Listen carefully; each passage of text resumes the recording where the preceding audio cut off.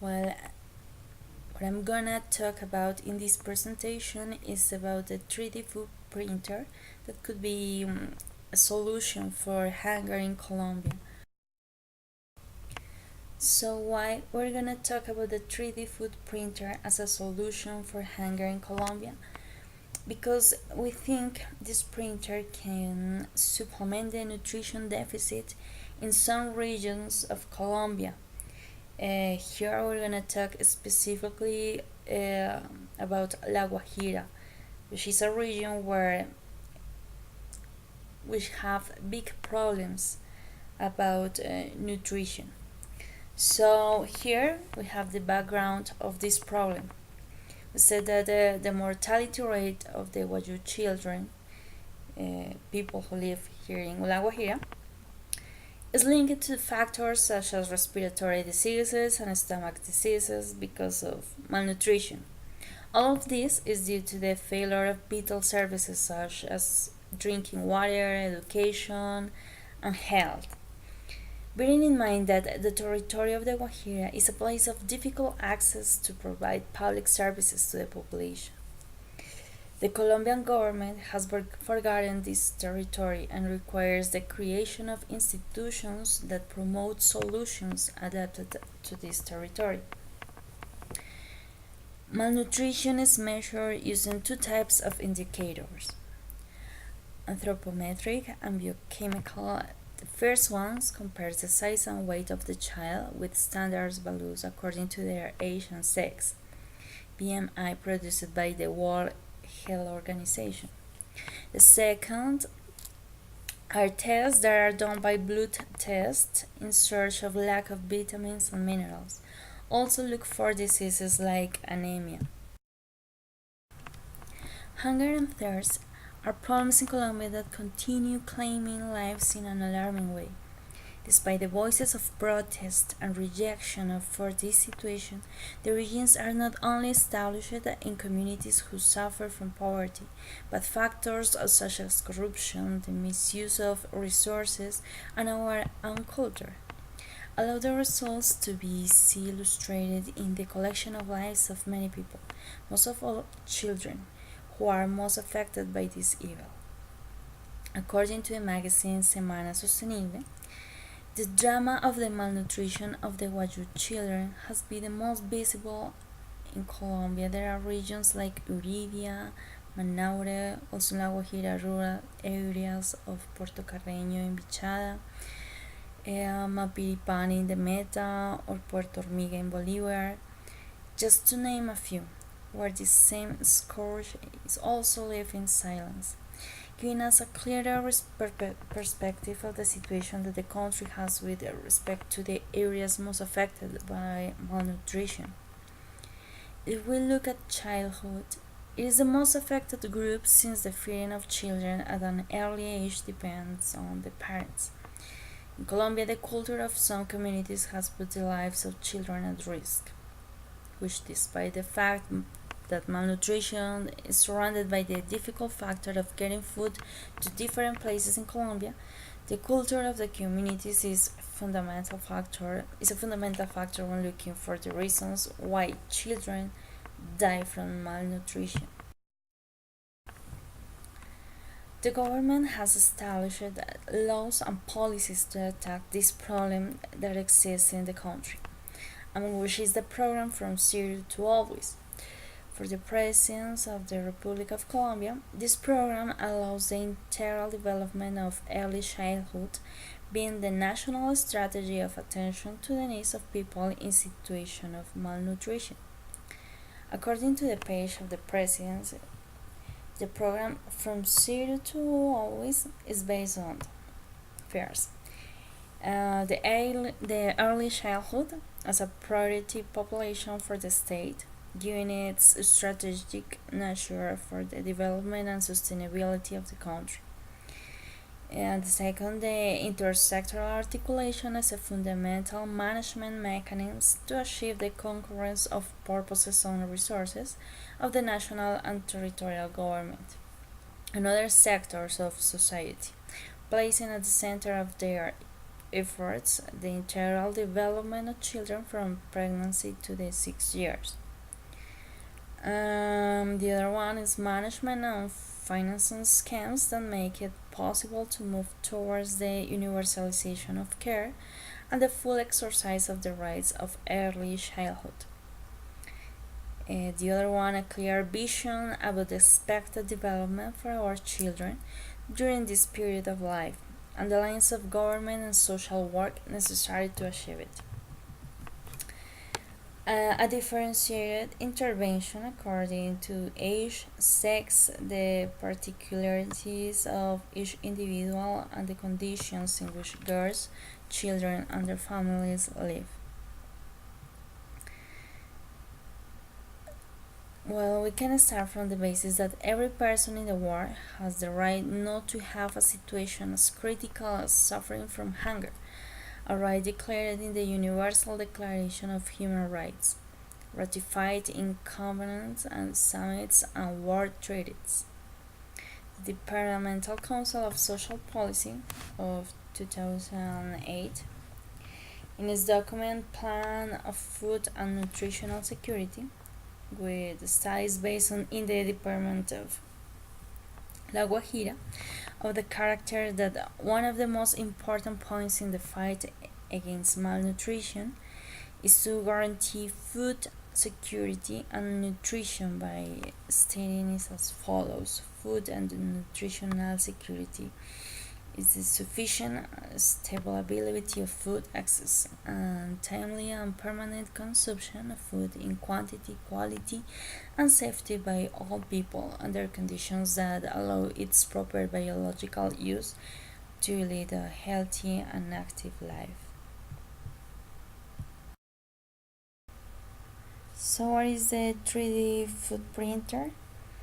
It's a new system technology, a new machine with high food quality that provide interesting flavors, supplement nutrient and variety forms.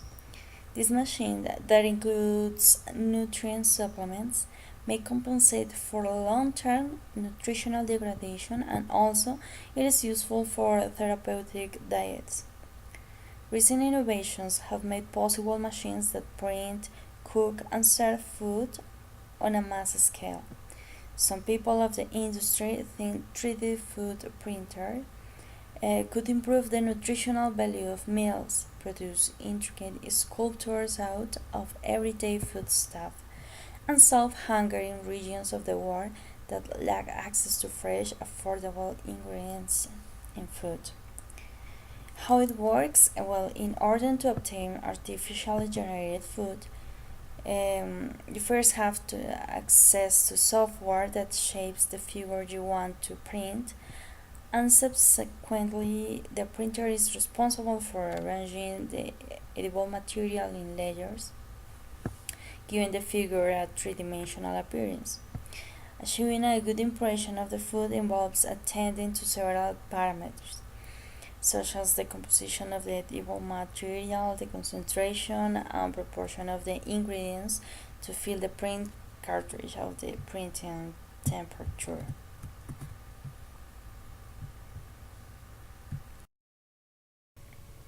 So, as we talked before, there is a need to satisfy in Colombia of hunger and malnutrition, and this machine can be useful. We know that in Colombia is the second largest country in South America with a population of 47.7 million people. It also boasts the third largest economy in the region with a poverty level below 30%. Despite these promising statistics, hunger in Colombia is an important problem. Approximately 1 in 10 people in Colombia is an internally displaced person. In 2014, it was estimated that 5.9 million Colombians were internally displaced. After Syria, the second largest concentration of IDPs in the world is in Colombia. The geography of the armed conflict has disproportionately affected women, Afro-Colombians, and indigenous people. Approximately 60% of IDPs are women and children. The scarcity of dietary diversity in connection with dependency of natural resources contributes to the lack of access to food and malnutrition in indigenous communities. The climate change impacts hunger and malnutrition, especially in dry ecozones and areas affected by the drought. In 2014, the National Unit for Integral Reparation and Assistance for Victims in Colombia reported humanitarian emergencies in 31 of 32 departments within the country. Finally, in La Guajira and other areas affected by natural disasters and conflict, it's necessary to build resilience in families with malnourished children. So, which are the advantages of the 3D food printing? Well, first, saving time and effort. 3D food printer can save both time and energy when it comes to experimenting with cocktail garnishes or chocolate sugar cake. Even a trained pastry chef cannot achieve the perfection that 3D printing can. Another one is innovation and healthy food. Today, 3D printing has gone beyond the kitchen. A Dutch food designer has used food printers to create crackers like just structures that include spores and seeds that sprout with time. He feels that snacks like these and other such natural and transportable products will transform the food industry someday. Another advantage is food sustainability.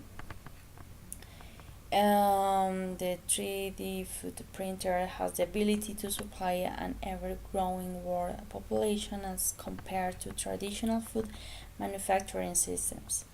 At the same time, food printers could also minimize waste with the use of a hydrocolloid cartridge that forms gels when combined with water. Even rarely used ingredients like that with grass, insects, or algae can be used to form the basis of familiar dishes. Another advantage is personalized reproducible nutrition.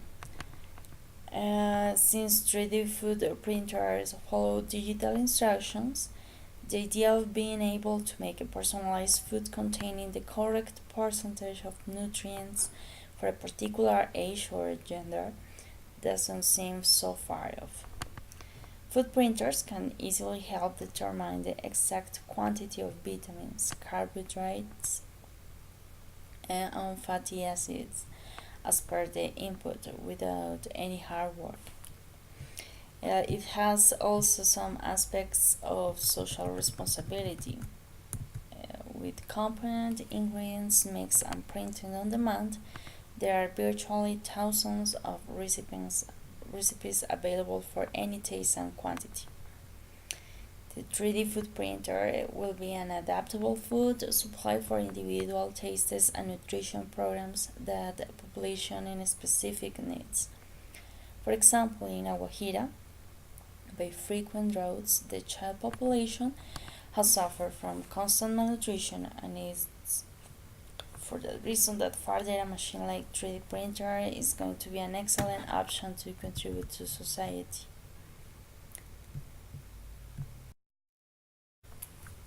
Well, there is not the first machine, the first 3D food printer that exists in the world.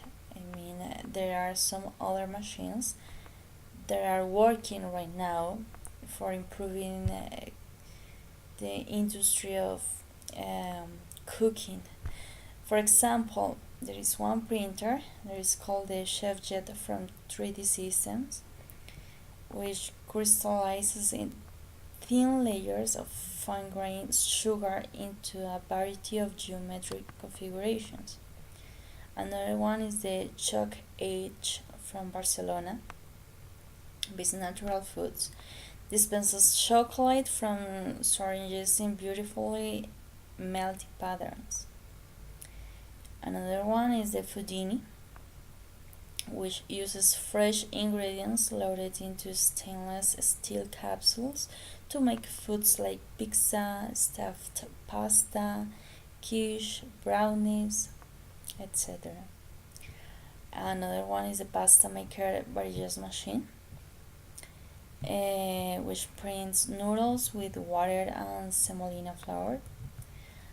Another one is a prototype designed by Hod Lipson, who is a professor of mechanical engineering at Columbia, and it fabricates nutrition bars and simple pastries.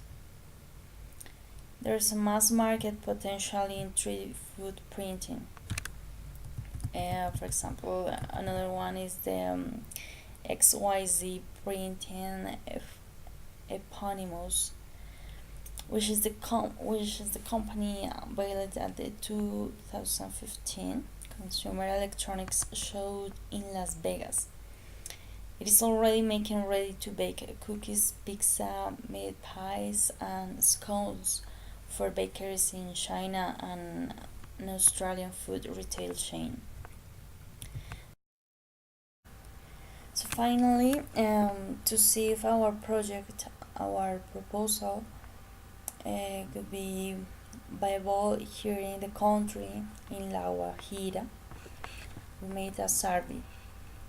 So here you can see the graphics. For example, for question number 1 about the answers, it says that the 56% said never. It means that the Colombian population of the city of Bogota has never heard about a food printer, compared to the 25% of the answers, the people who don't know about the machine. In the question number 2, people were positive about the implementation of this machine in La Guajira. The 87% was compared to the 12% of the population that considers that this idea cannot be used in La Guajira. The question number 3,